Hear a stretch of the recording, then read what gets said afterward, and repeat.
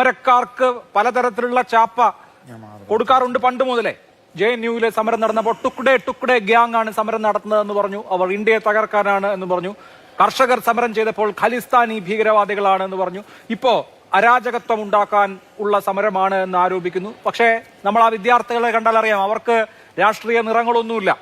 വ്യത്യസ്ത രാഷ്ട്രീയ നിലപാടുകളോ അഭിപ്രായങ്ങളോ സാമൂഹ്യ പശ്ചാത്തലങ്ങളോ ഒക്കെയുള്ള കുട്ടികളാണ്. അത് നമ്മുടെ സമൂഹത്തിന്റെ രാജ്യത്തിന്റെ ഒക്കെ ഒരു പരിച്ഛേദം എന്ന് പറയാവുന്ന വിധത്തിൽ ഈ യുവത്വത്തെ സാധാരണ നിലയിലെ രാഷ്ട്രീയ സമരങ്ങൾ കൈകാര്യം ചെയ്യുന്നത് പോലെ കൈകാര്യം ചെയ്യാൻ കഴിയും എന്ന് കരുതാമോ?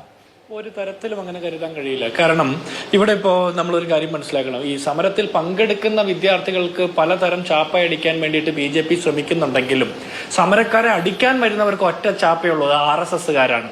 അത് യൂണിഫോം ഇടാത്ത RSSകാർ ലാത്തിയടിക്കുന്നു.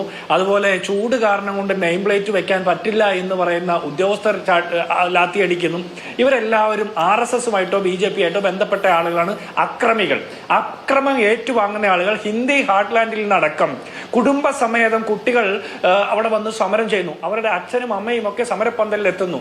അവർക്ക് കൃത്യമായിട്ട് അറിയാം ഈ അക്രമം നടത്തുന്നത് മോദി സർക്കാരിന്റെ നേരിട്ടുള്ള നിയന്ത്രണത്തിൽ തന്നെയാണെന്ന്. ഇവിടെ ടൊവിനോ തോമസിന്റെ വീടിന്റെ മുമ്പിൽ പോയി സമരം ചെയ്യുന്നു. മോഹൻലാലിന്റെ മകൾ വിസ്മയ്ക്കെതിരെ സൈബർ അറ്റാക്ക് ചെയ്യുന്നു. എന്താണ് ഇവിടെ പ്രശ്നം? ഈ പരീക്ഷ എഴുതിയ കുട്ടികളുടെ ആശങ്കയ്ക്ക് പരിഹാരം ഉണ്ടാക്കാൻ നരേന്ദ്രമോദി ഒന്ന് പത്രക്കാരെ കണ്ടാ പോരെ? അതിനു പകരം ടൊവിനോ തോമസിനെ ആക്രമിക്കുക, അല്ലെങ്കിൽ വിസ്മയെ സൈബർ അറ്റാക്ക് ചെയ്യുക. ഇതിലൊക്കെ ഭേദം നിങ്ങൾക്ക് തോൽവി സമ്മതിക്കുന്നതാണ്. നിങ്ങൾ പരാജയപ്പെട്ട് കഴിഞ്ഞു. വ്യാജ ഡിഗ്രിക്കാരൻ രാജ്യം ഭരിക്കുന്ന കാലത്ത് എന്ത് നീറ്റ്, എന്ത് വിദ്യാഭ്യാസം, ഒന്നുമില്ല. അപ്പൊ ഇവര് പറയുന്നത് ഈ കഴിഞ്ഞ 12 വർഷക്കാലം ഒരു അരാജകത്വം ഉണ്ടായില്ലല്ലോ എന്ന്. സാറേ, അരാജകത്വം നടപ്പാക്കുന്ന ആളുകൾക്ക് അത് മനസ്സിലാവില്ല.